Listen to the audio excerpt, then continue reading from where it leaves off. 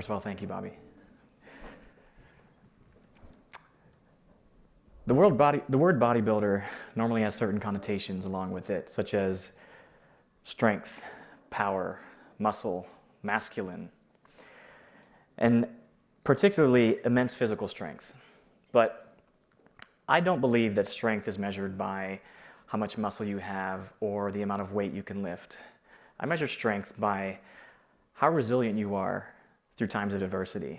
I believe that strength should be measured by standing up for what you believe in, even if it makes the path to where you want to go that much more difficult. And most of all, I believe that strength should be measured by compassion.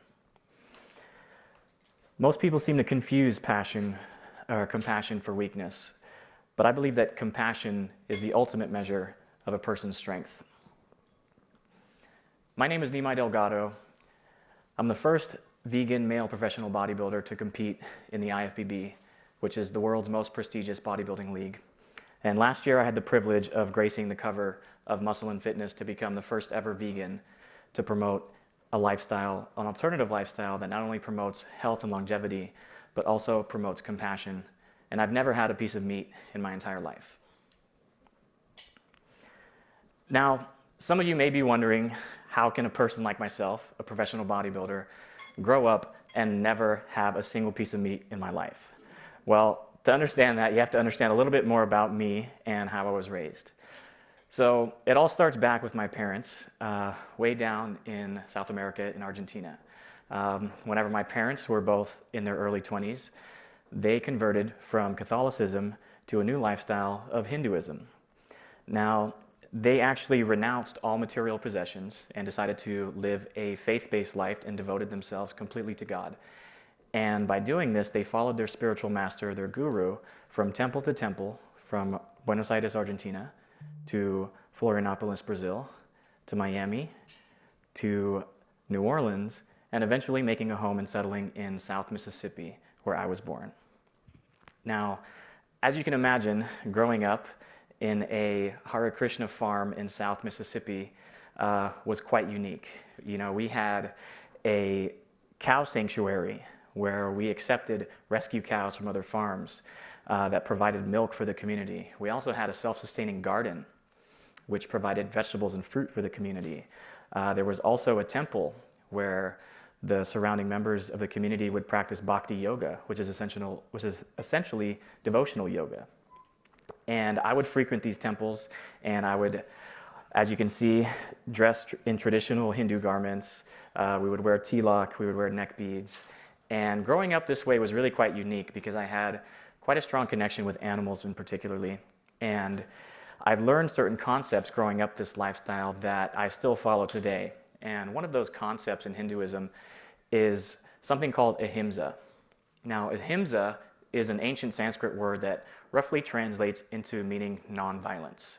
So Hindus try to embody this in every way possible and in every aspect of their life, including the food that they put on their plate. So essentially it means showing compassion to all living beings, including animals, because in order for an animal to end up on your plate, the animal had to suffer and the animal had to eventually die for your convenience.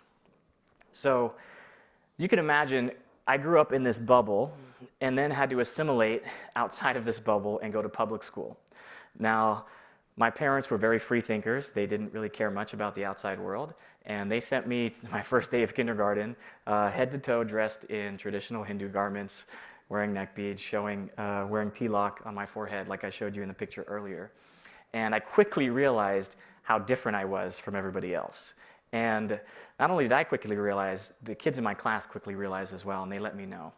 So growing up in South Mississippi as a Hare Krishna was very difficult at times because I can remember bringing my lunch and my lunchbox to the class and opening up my lunchbox and immediately filling the room with aromas of Indian cuisine because that's what I was being fed at home. You know, things like curry, cumin, turmeric, all of these things that are very aromatic.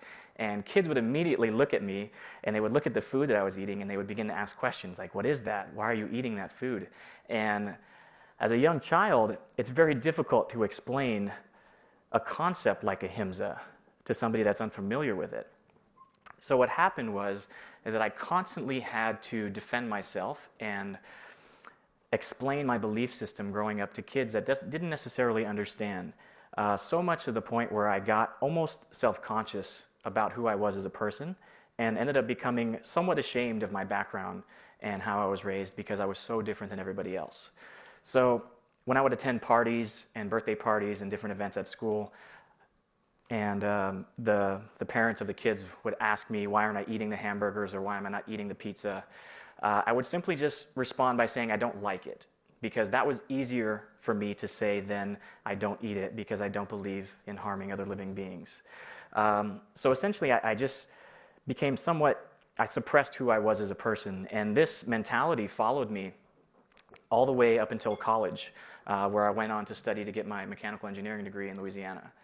And what happened was, after I graduated from college in Louisiana, I had these big dreams and aspirations of coming to California and living the California lifestyle and longboarding along the beach in front of palm trees.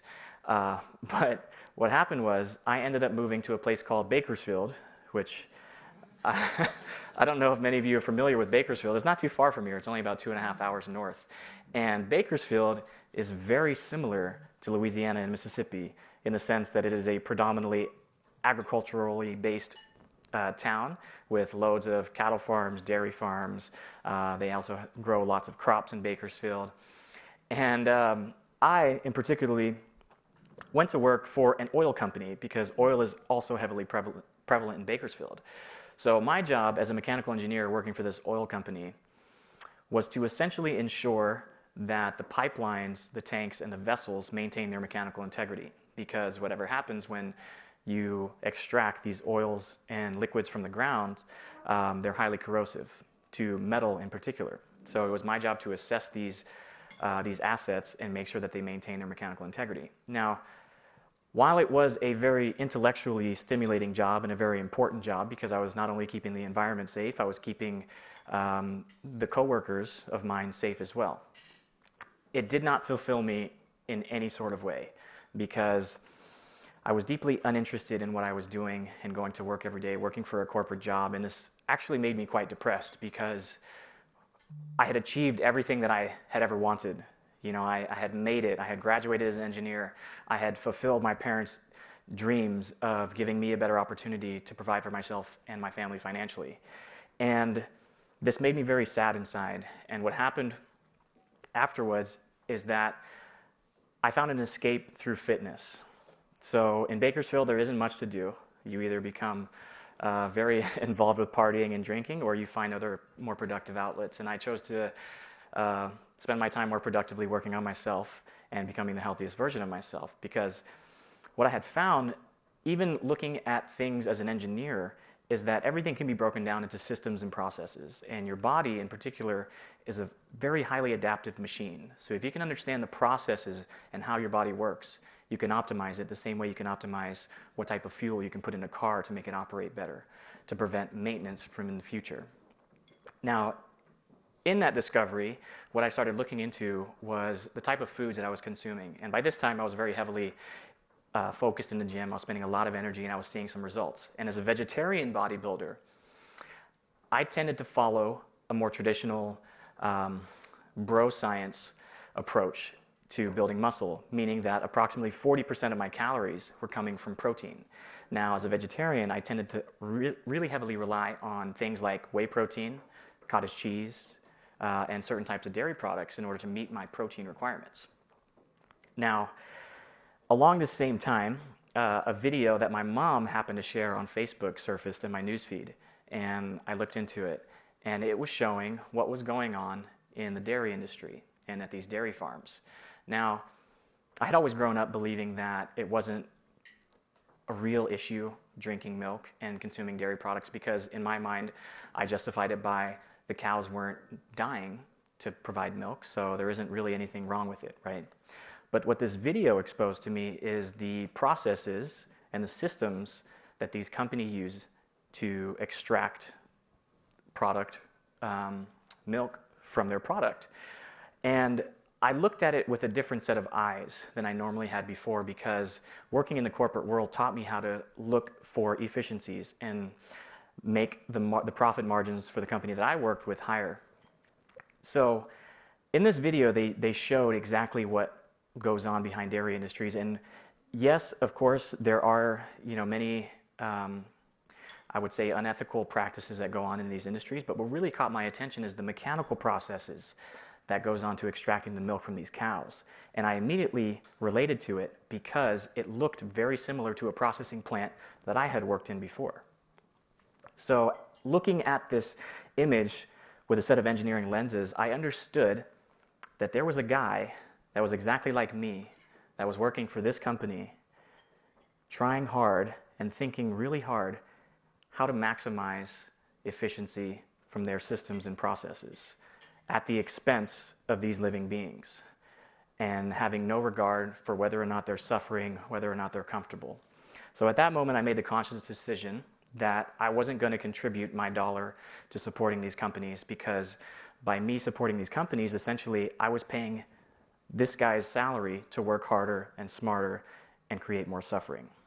And this all goes back to the word ahimsa, which basically means try to live a most compassionate life as possible. After this, you could imagine as a very enthusiastic bodybuilder, I became very concerned that I was giving up my primary source of protein. And I Googled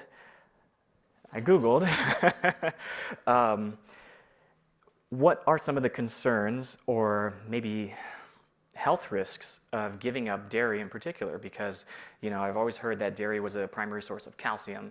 It was also a primary source of protein, or whey protein in particular. And what I found was quite astounding. So immediately, one of the biggest statistics that jumped out at me was the fact that studies show that 65% of the world's population is intolerant to dairy. That doesn't necessarily mean they're allergic, but they show some type of intolerance. Now, this number drastically increases for people of Asian descent, and particularly people of any kind of color descent. It goes up to the high 90s. Now, these intolerances don't show the same symptoms as, say, an allergy, in the way that your body will go into some type of anaphylactic shock and produce antibodies to fight these allergens. What happens is that these symptoms are much more subtle. Essentially, you could be suffering from an intolerance, not knowing it, and be experiencing things like chronic fatigue, chronic inflammation, digestive problems. And I was experiencing every single one of these things, given the fact that I was so predominantly dependent on dairy products for my protein. Not only that, but dairy in particular, milk, has been shown to increase estrogen in males by 26% within an hour of consumption. Now, as a bodybuilder, the last thing you want floating around in your body is more estrogen, because you can't produce muscle as good. So you want your testosterone levels to be as high as possible and manage your estrogen levels as closely as possible. Not only that, but what was shown was that increased estrogen levels also put you more at risk to certain types of cancers, particularly prostate cancer and breast cancer in females.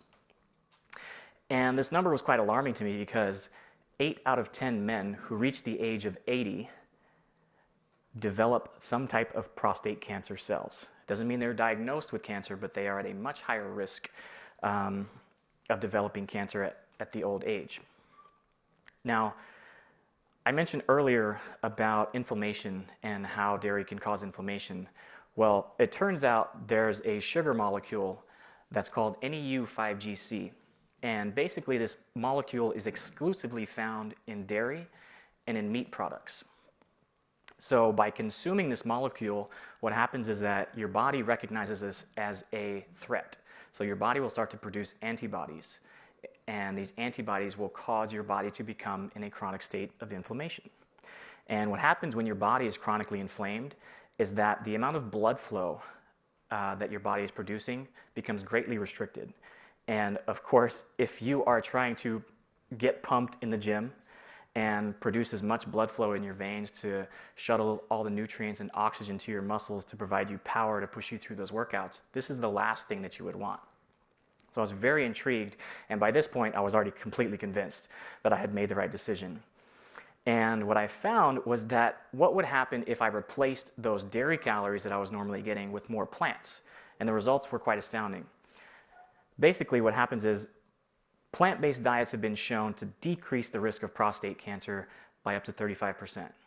Now, I don't know about you guys, but whenever I'm 80 years old, I want to be healthy, I want to be happy, and I definitely don't want to be dealing with something like prostate cancer. So this was a huge benefit for me. Not only that, but plants almost exclusively contain something called antioxidants. Now, antioxidants decrease the body's inflammatory state by basically binding themselves to free radicals that are produced through oxidative processes in your system. So they bind themselves and basically detoxify your system, thus increasing the amount of blood flow that you can have during exercises. Also, plants are rich in fiber, which decrease blood pressure and increase insulin sensitivity. And insulin is another hormone that is essentially, its purpose is to shuttle nutrients into the cells. So when it comes to recovery, you definitely want this hormone to be fully active and shuttling as much nutrients for recovery and rebuilding as possible. Also, plants contain something called nitrates. Nitrates basically act as vasodilators, which dilate your blood vessels to allow for more blood flow to reach your muscles. And they increase the amount of oxygen utilization during exercise. So one study even showed that simply by drinking beetroot juice before exercise, maybe an hour or two before, can increase your performance by up to 20%. So after I made this decision to completely give up dairy products, I had also made a commitment to compete in my very first bodybuilding show. I made it very difficult for myself because, first of all, this is the first ever show that I had ever competed in, and I was a brand new vegan, and I had no idea how to structure a diet for a bodybuilding show. So I had to adapt what I was reading, what I was learning, and make it work for my body. And what happened was really quite amazing, is I only had about 8 weeks to prepare, and lo and behold, I step on stage and I win the entire contest. I sweep every single division, and I took home a stupid amount of, of hardware.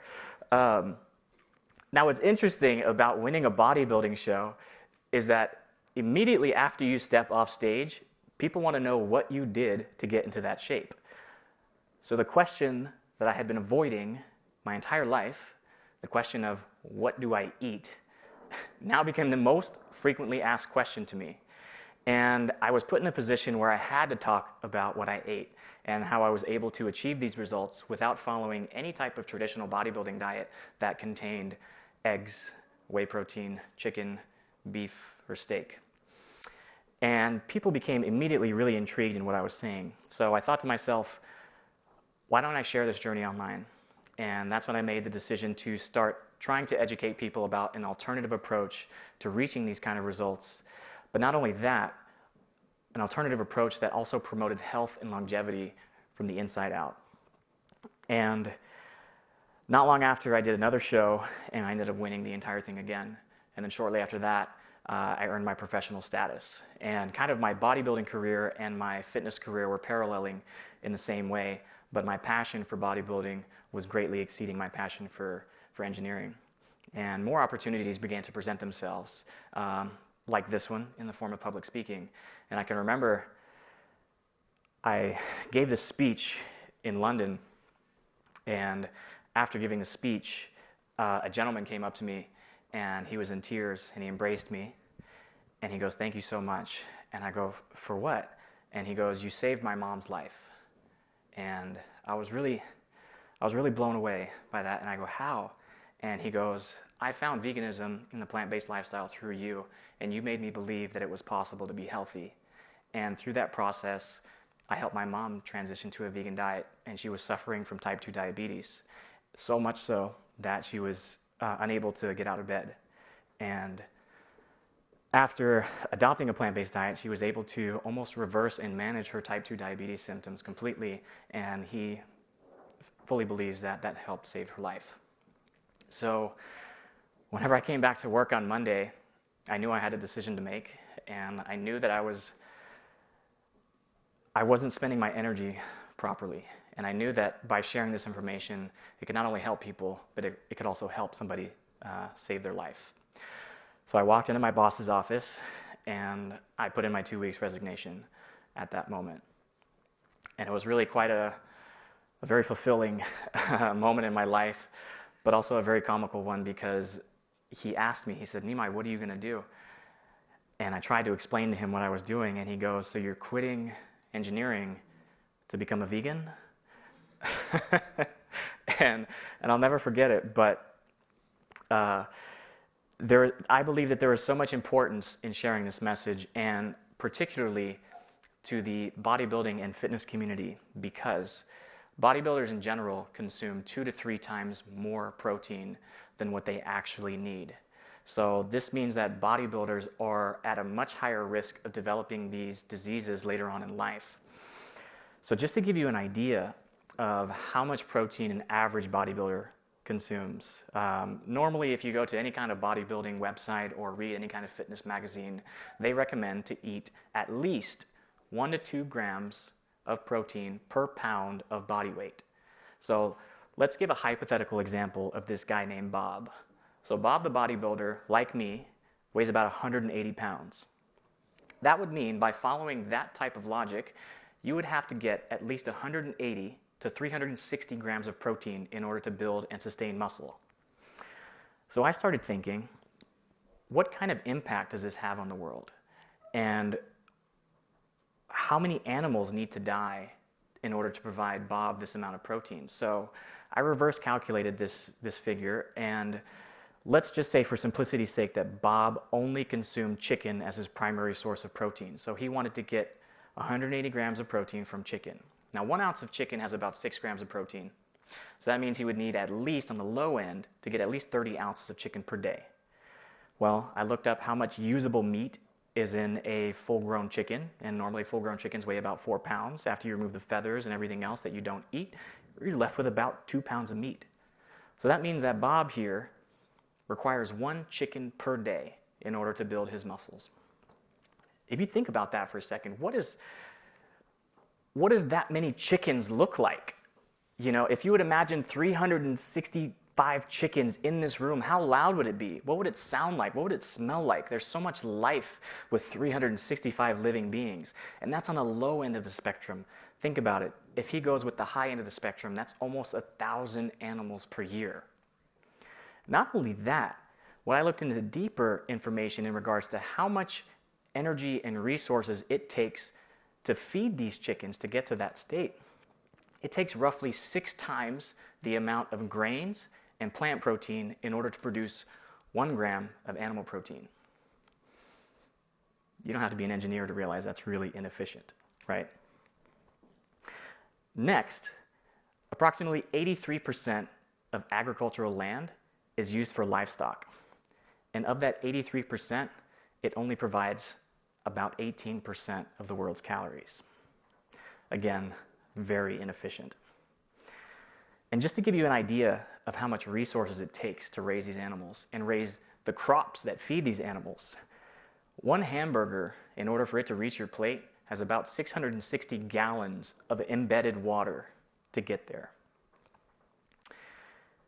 Approximately 27% of the world's freshwater consumption is used to produce crops to feed the animals. In fact, along with these amazing statistics, is that animal agriculture is approximately responsible for 18% of greenhouse gas emissions, according to the United Nations Food of Agriculture. That is approximately equivalent to all of the greenhouse gas emissions combined, such as all of the automobiles, all the planes, all the trains, and all the ships combined. Let that sink in. On the other hand, let's say you have a vegan bodybuilder. He requires 0 animals per year, and he still achieves the exact same results. Not only that, but he cuts out the middleman and goes straight to the source and increases efficiency by up to 6 times. On top of that, he helps save over 400,000 gallons of water per year simply by choosing to eliminate his meat and dairy consumption. And he reduces approximately 11,000 square feet of deforestation per year. Now, if you can imagine everybody in this room reducing their meat consumption, just the amount of profound effects it would have on the environmental impact around us. In fact, if everybody in the United States, which happens to consume approximately 3 times more than the global average of meat consumption, if the United States shifted away from meat consumption to a plant-based diet, it would reduce agricultural emissions by 73%. Now, this all sounds nice in theory, and it sounds great, but the question that mostly everyone in this room must be wondering is, okay, if I cut all this meat out and all this dairy, what the heck do I eat, right? This is one of the biggest challenges that I have as a vegan influencer, is to convince people that vegans don't just only eat lettuce. And I could tell you this a million times, but I would rather just show you. So foods that I typically like to eat consist of sushi, tacos, stir fry, sandwiches, sometimes all at the same time. Also burritos. You've got pizza. I mean, the possibilities are absolutely endless when it comes to plant-based foods that are not only delicious, but also very nutritionally rich as well. So even different types of cuisine, like Thai food or Mediterranean, everything you see here is completely plant-based and free of any kind of dairy or animal products. As you can see, it looks quite delicious, and I'll vouch for you that it definitely was. So you might have been looking at those meals and been wondering, since you cut out all of the dairy and the animal proteins, how much protein are in these meals, and is it enough to fully sustain a healthy lifestyle, let alone build muscle? And this is another question that I get asked every single day, at least 100 times a day. And if I had $1 for every time that somebody asked me this question, I would own my own island in the Caribbean with an avocado farm. What's ironic about this question is that most people who ask this question don't even know how much they need. So the USDA actually recommends 46 to 56 grams of protein per day for your average sedentary person. To give you some perspective, 3 cups of cooked lentils gives you 54 grams of protein. That's approximately 100% of your daily recommended intake for protein. On top of that, another study showed that vegans in particular consume 70% more protein than they actually need. So there is no shortage of protein when it comes to a vegan diet. However, athletes are different, especially bodybuilders. They require a high amount of protein because you are putting your body under an insane amount of metabolic stress. You are breaking your body down, and you need to regenerate and repair. So this requires protein. One of the largest meta-analyses that studied how much is optimal protein for trained individuals determined that 1.8 grams per kilogram or 0.82 grams per pound is the upper limit for protein consumption for building and sustaining muscle. That means that anything above 1.8 grams per kilogram did not show any more meaningful results as far as building muscle or building strength. Just to give you an example of what that looks like, again, somebody like my size, that's 180 pounds, you would multiply 0.82 times your body weight, and you would get 148 grams per day. That would be my necessary requirements for building and maintaining muscle. So you might be thinking, how easy is it to get 148, approximately 150 grams of protein per day? These are some of the meals that I typically eat. I actually created a separate Instagram account specifically where I could show people what I ate because I got so many questions and DMs about protein concerns and everything else. So I said, why don't I just show you? So as you can see, the meal on the left, it's a very simple meal. It just contains lentils, tofu, and greens. This meal on the left has 41 grams of protein. That's approximately 30% of my daily protein requirements and approximately 100% of a regular person's requirements. The meal on the right also contains tofu, oyster mushrooms, sweet potatoes, and kale. Again, 33 grams of protein. Almost 100% of the regular person's needs for protein. Now, if you want to go for more of a low-carb option, because plants do contain a lot of carbs and there's a lot of phobias around consuming too many carbs, there are things like pasta. that are made out of zucchinis. This meal also has approximately 30 grams of protein. And I also wanted to show how easy it is to structure a diet based off whatever fitness goal you have. So whether you want to bulk or shred, how simple it is to adapt your plate to meet your fitness goals. For example, the meal on the left, it has mixed vegetables, white rice, and cooked lentils. The meal on the right simply replaces the white rice with more green vegetables, which you can eat in high amounts of volume and not really increase the amount of calories that you have because they are very calorically, they are not very calorically dense, but they are very nutritionally dense. So you can see both meals provide over 20 grams of protein. Now, you might be looking at some of these meals or some of the other meals that I posted and notice that they have things like tofu, which is made from soy. Now, soy has quite a lot of conflicting information about it, and there's a lot of phobia around consuming soy as well. One of the biggest misconceptions is that soy contains estrogen. Now, I just want to set the record clear. Soy contains 0 estrogen. What soy contains is something called phytoestrogens. Now, these phytoestrogens may have a similar molecular structure to estrogen. So what happens is they can actually bind to your estrogen receptor sites in your body and inhibit real estrogen from attaching to those receptor sites. And in turn, what happens is you lower your estrogen concentration in your body. And the way this happens is that, as we mentioned earlier about drinking milk and increasing estrogen levels, it actually decreases the risk of certain types of cancers like prostate and breast cancer. Other studies show that it does not affect testosterone or fertility at all. There has not been a single study that produced and published that conclude that it affects testosterone in a negative way. Another big misconception is that all soy is GMO. Now, there is a wide variety of USDA organic soy products that are available at every single supermarket, and it's also important to consider that a large percent of the soy crops that are GMO are actually fed in animal feed. So these animals are consuming high amounts of GMO soy, and then again, you get it secondhand through the animal whenever you consume that. So if you're trying to avoid soy, you're still getting it secondhand. So the next biggest question is, can a vegan diet provide me with all the essential nutrients and vitamins that I need to be healthy and to thrive? One of the most commonly talked about vitamin that vegans a vegan diet supposedly lacks is B12. Now, it's important to understand what is B12. Vitamin B12 is it's a vitamin that's essential for optimal health. And the way it's produced is it's commonly found is produced in bacteria and commonly found in soil and in natural water sources.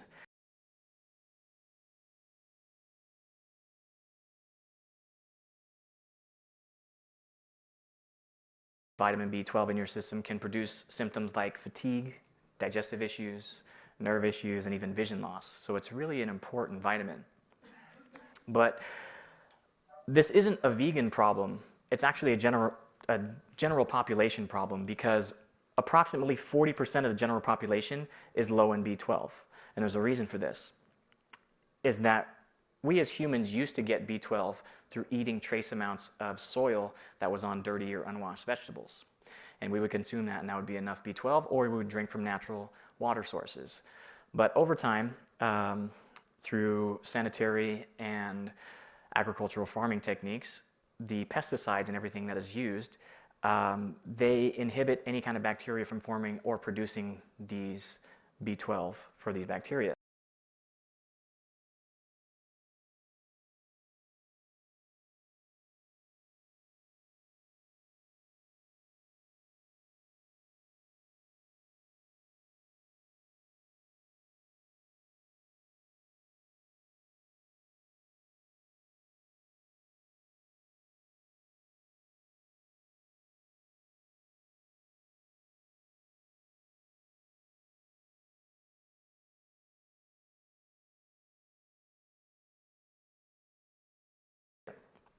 So In fact, some factory farm animals never even graze on soil. They never even see daylight. So they have to supplement these animals with B12. And a big misconception is that B12 is only found through animals, but the reality is that these animals are getting supplemented with B12, and then you get it secondhand by consuming the animal.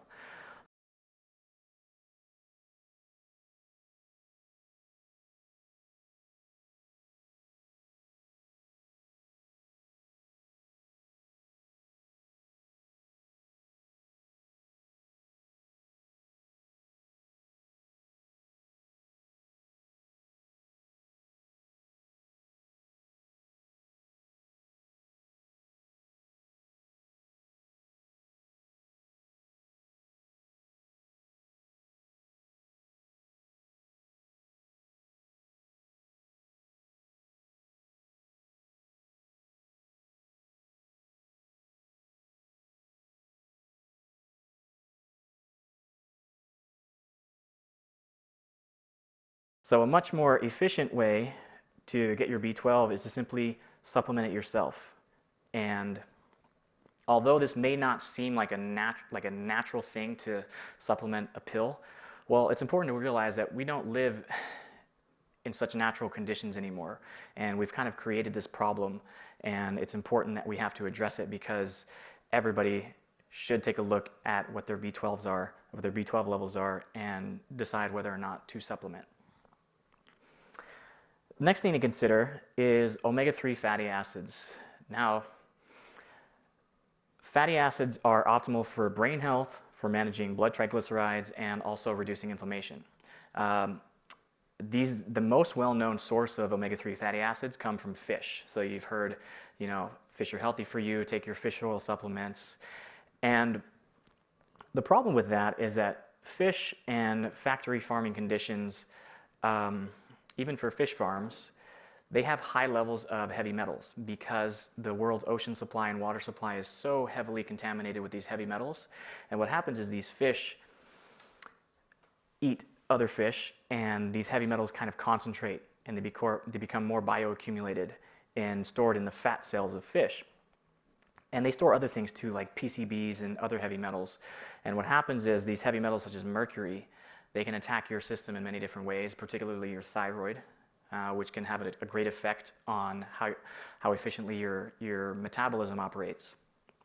Now, an alternative source of omega-3 fatty acids come from a wide variety of plants, such as algae, chia seeds, hemp seeds, flax seeds, walnuts, avocados, and Brussels sprouts.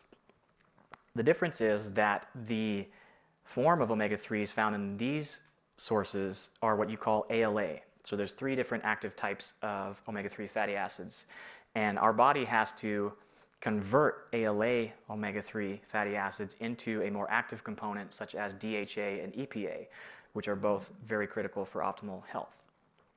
Now, this conversion process can be very inefficient if your ratio of omega-6, which is a very highly inflammatory fatty acid, is too great to your omega-3 concentration. So basically you want to optimize your omega-6 to omega-3 ratio so you can convert as much ALA to DHA and EPA.